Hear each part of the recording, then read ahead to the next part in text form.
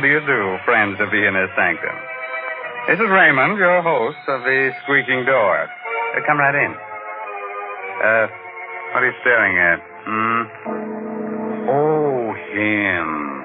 Oh, he won't hurt you. He's been dead for years. He came here with our first program. Said nothing could scare him. I've been using him for a doorstop ever since. Have to get a new one, though. His bones are showing through.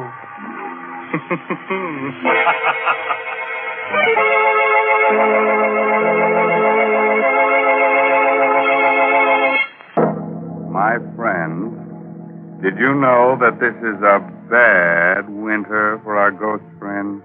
Oh, my, yes. There aren't enough sheets to go around, and lots of them have horrible colds. They float around just coughing and coughing their heads on. Are you all set?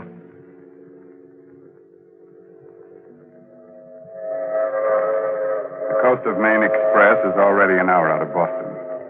It's noon of a windy November day as the New England landscape flashes past. On the train, the crowds of servicemen, doting mothers, babies, salesmen, and a man who was this day acquitted of murder because the police couldn't find the body. Richard Fenner sits alone, the suspicion of a smile tugging at thin lips that whisper what his eyes follow on the paper. Body of Ole Sventorg, color chemist of Satan's Point, Maine, still unfound. Sventorg was known to be developing a paint formula making it possible for colorblind people to see reds and greens as normal people see them.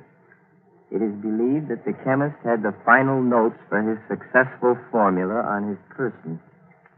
Richard Fenner, youthful assistant, on whom Sventorg tested his pigments, admitted he may have killed Sventorg in a fit of temporary insanity induced by the experiments.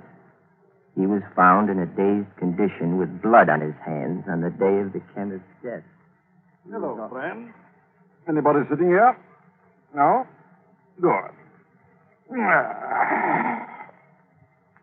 Have a peanut? No, thank you.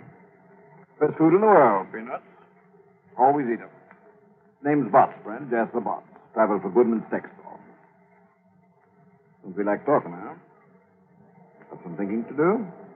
Well, that's all right. I'll just read a while. Idiot. I've done my thinking. So many things to think about. So much for Anna and me to remember. It had been hard to convince Anna at first. Easy enough for me to say, we have to get rid of Ole. But Ole was Anna's brother. We talked it over on the cliff near the land. We have to, Anna. We have to go through with it. Oh, Richard, there must be some other way. The way things are now, everything's hopeless. You know that. With the paint formula cleared, we can be married. Richard, I love you so much. I'd do anything for us. But this is... Murder? Huh. You needn't look at it that way, darling. So far as you're concerned, Ole will just disappear. But suppose something goes wrong. Suppose you're convicted. Not a chance. You can't convict a man for murder until you find the body. And they'll never find Ole. We must, Anna. We must. Very well, Richard. When? When will you... The moment Ole finishes the formula. It's almost ready now. I'll have to do it that instant to make my alibi hold. Today, tomorrow, soon, anyhow. Everything else is ready. I love you above everything else in the world, Richard. I love you enough for even... Have a peanut, friend? No. Oh, snoozing, huh? Traveling on trains makes some people sleepy. Not me. Been on trains all my life. Never get sleepy. Going far? Satan's Point, Maine. Satan's Point? Never heard of it. Must be a devil of a small place.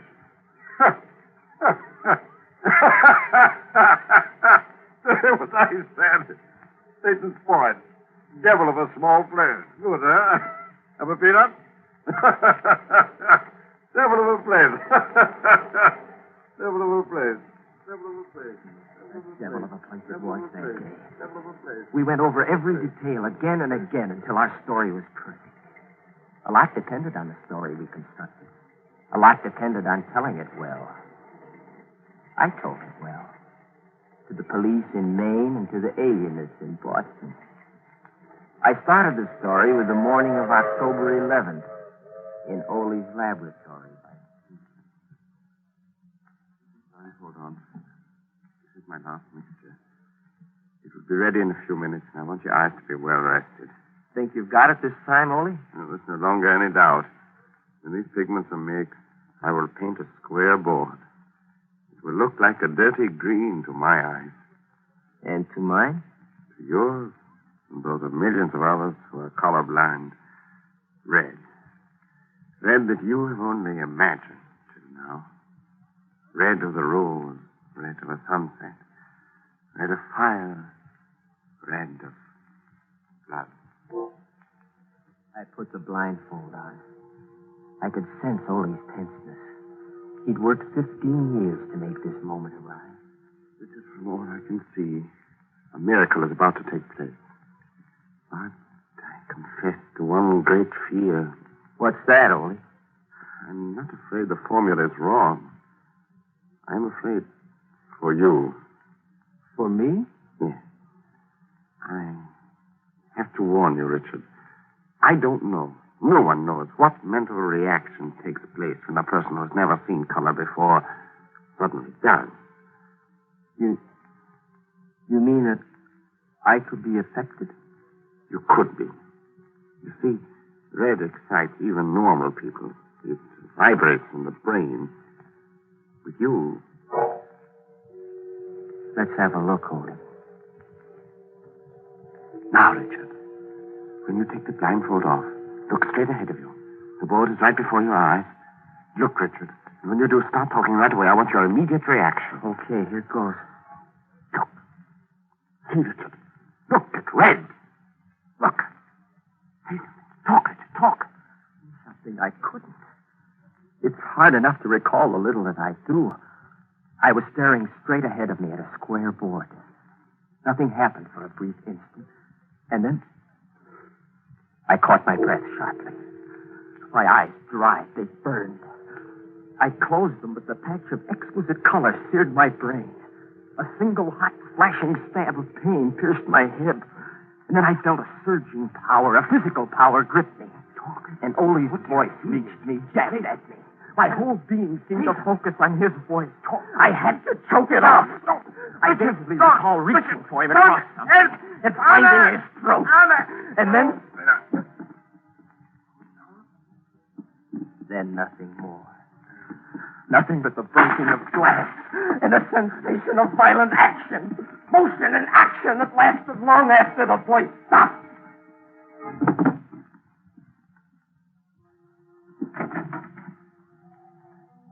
Then I felt cold air lashing.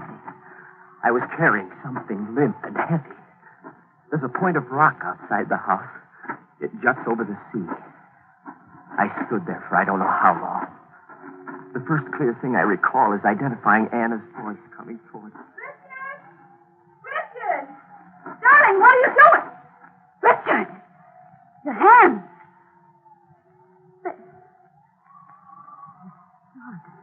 Something died in me. I sank to the ground, moaning. Anna, I'm afraid. I'm afraid.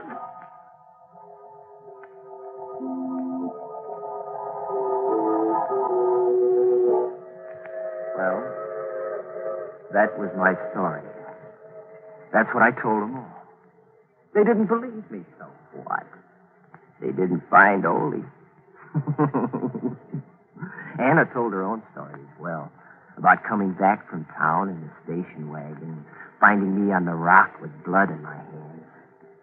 In the time they searched the house and the grounds, they came close, too close, just once. It was the day they gave up the search. I was standing in the yard with the guard when the inspector called me over to the little meat house near the cliff.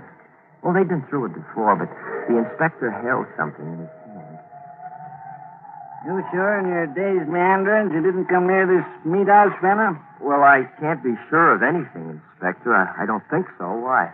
There's an old felt hat I overlooked before. Got the initials OS stamped in it. Holy hat. I left it out. Was our whole plan going to be upset by a hat? Hey, Fenner? It's Ole's.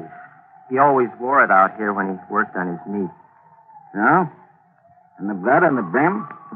Well, look around you for the answer to that one. Ole was proud of his larder. He just hung 2 quarters of beef the other day for aging. Right over there, see? It was fresh killed stock. Blood probably came from that. Yeah, we'll have the blood tested anyhow. All right, Fenner. You can go back now. I walked away a little elated. Habit's a funny thing. It plays tricks, even on detectives. People are used to thinking of bodies as being so many feet long, with 2 legs, 2 arms, and a head.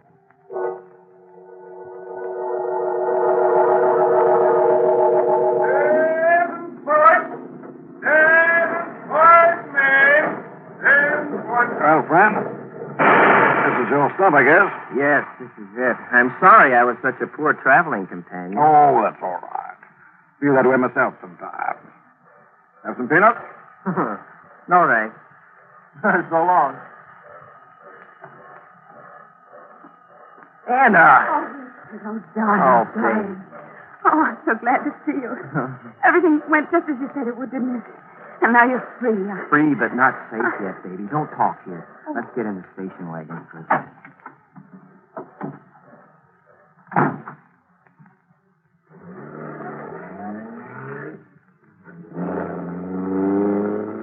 None of the papers believed our story, did they? No, it's just as well. Makes tonight's work easier. But there are so many things I don't understand. Isn't there some other way we could... No.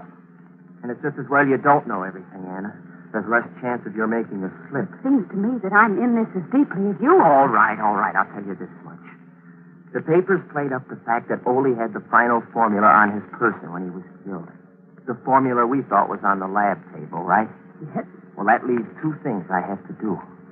I have to search Ole's clothing for this thing, and, well, the other thing should be obvious. Oh, don't, Richard. You talk about those things so coldly. Well, it's a cold subject, isn't it? Now, I see the house now. Put your lights off. Did you make the phone call I told you to? Yes, the man said all arrangements had been carefully made. He said the rest was up to you. You wasn't kidding. Okay, pull up by the garage.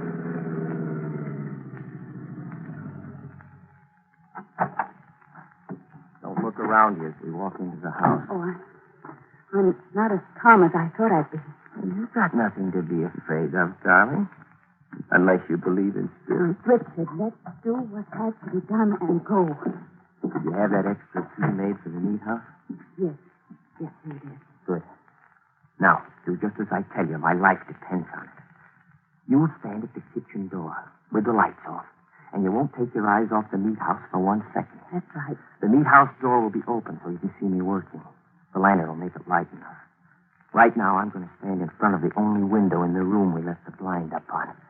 While I'm there, you go get the dummy we had made to look like you. Put it in the chair in the position you're in now. Got that? Yes. All right, get the dummy. It's in the linen closet.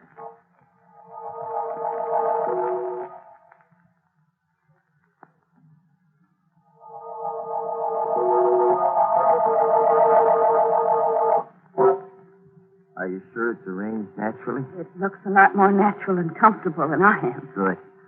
Now crawl below the window level into the kitchen. Set? All set. Here's the revolver. Now stay in the shadows while I light the lantern and leave. And then stand in the door as I told you to. And remember to watch the meat house. Scared? Yes, but I'll do my part. Don't worry. Just be careful and hurry. Well, this gruesome business will be over soon, baby, and it's worth it. What are a few days of this compared to what's in store for us? I know. But hurry.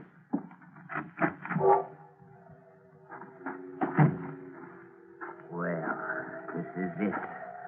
Now I must work carefully. The meat house. Boy, this metal's cold. I'll bet old he is, too. Now, let's see. Put the lantern here. So. And it's the 3 sacks on the meat hooks on the left side.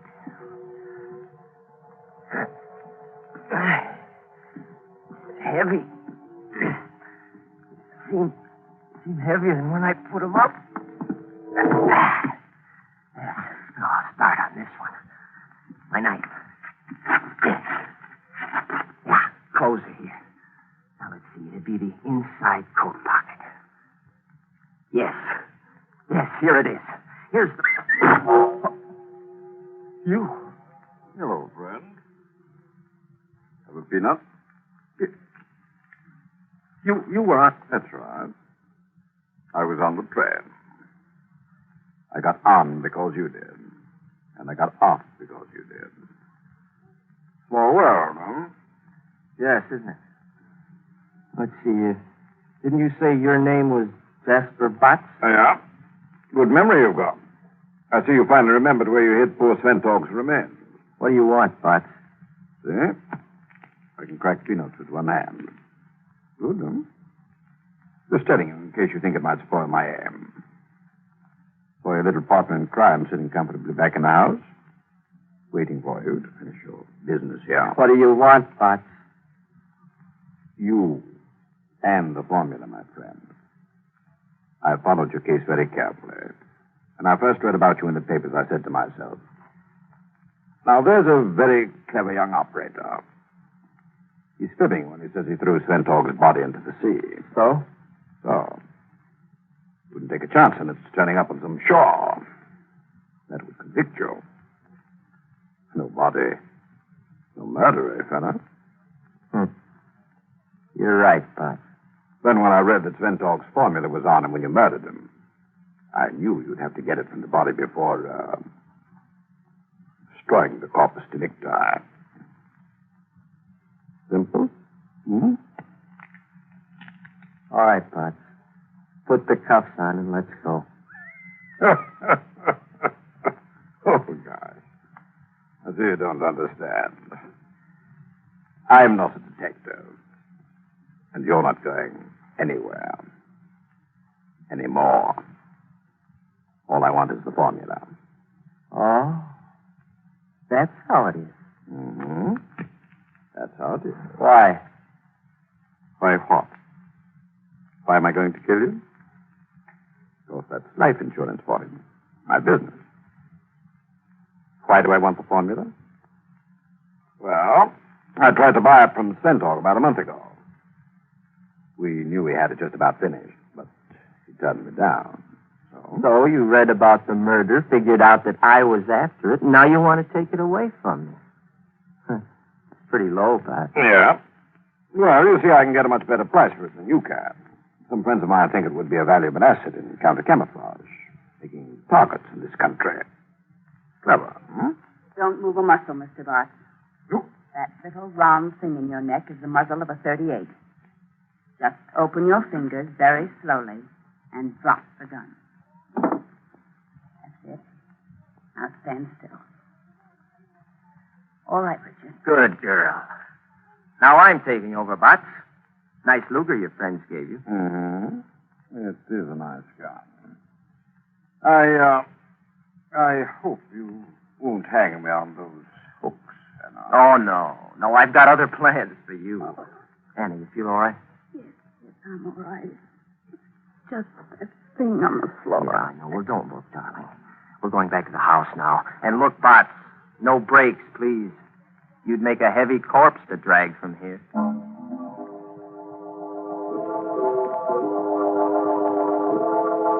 Wow, that's a very cozy little room. Tired and everything, huh? Okay, darling, make your phone call.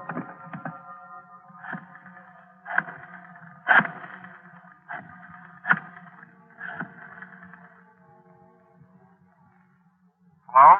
Hello, Mr. Walsh? Yes, we've been watching. You've got him? Yes, you can tell your men to close in on the house now. That was Mr. Walsh of the FBI, friend. Who's piece of work all the way through, Richard. Yes, sir. My first and last case, Walt. Well, we don't usually call on outsiders for help, you know, but this was such a natural. The boss is apparently the man who's been dodging us so successfully. He's one of the Nazis' best men over here. Slippery fellow. Yeah. When you and Mr. Spentor came to us a month ago about the suspiciously high offer you'd had for the formula, it sounded like our man. He's got lots of dough to play with. But why the elaborate story of murder and intrigue? Well, making Richard here out to be a murderer took away the suspicion of a trap. We knew Richard would be released, no matter how phony the story he gave, because the police wouldn't find Mr. Spentork's body, of course. We knew the man we wanted would follow Richard here as soon as Richard was freed to get the formula. But we didn't have the slightest idea of what he looked like or who he was. Now, you know. Well, I admit that was clever. My friends will be disappointed. And the son of a gun sat next to me on the train for 8 hours. A dull trip, wasn't it? But what about the meat house angle? The sacks. That's beef. Just good prime beef. In sacks, it looks a little like... I planted Ole's clothes there. Oh, Richard, stop. I've had enough. By the way, where is Mr. Spentor? Oh, my gosh, he came up here from the hotel this afternoon. I'm so used to thinking of him as dead that I forgot all about him. He's probably lost and in the...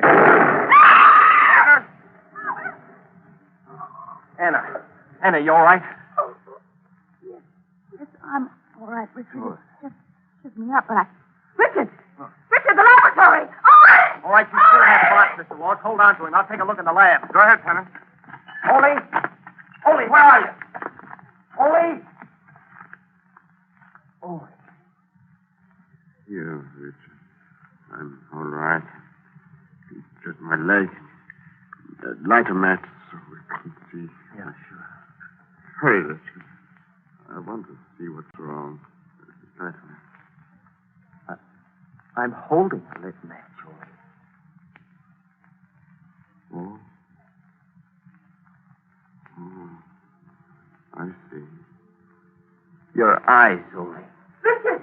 Richard, He's all right, Anna. I'm bringing him out now. He's all right, yes. But never again to see the red of a rose. The red of fire. The red of a sunset. The red of blood. Ole's formula brought color to millions. Now, he's blind.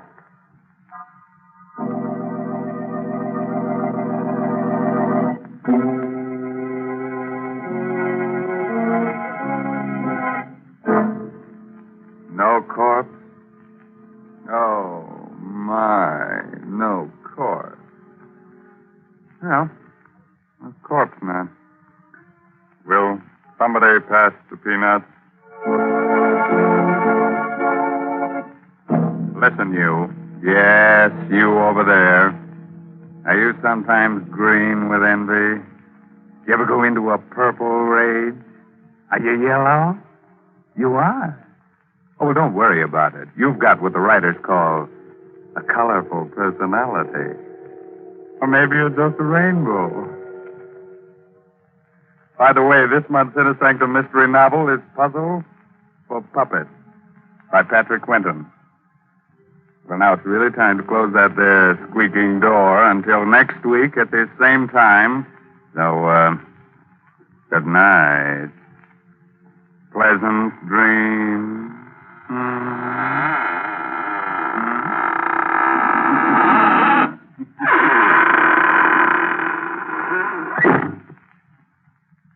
And so for now, we brush off Raymond, a friendly host of Dana Sampson, a charming goon, responsible for tonight's bedtime story.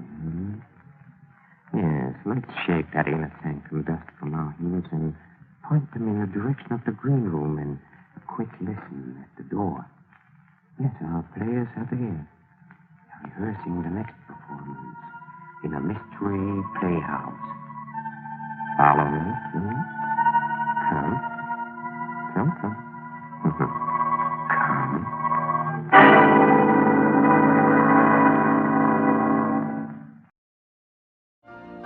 You've been listening to the OTR Gold Network. Find more classic radio at otrgold.com.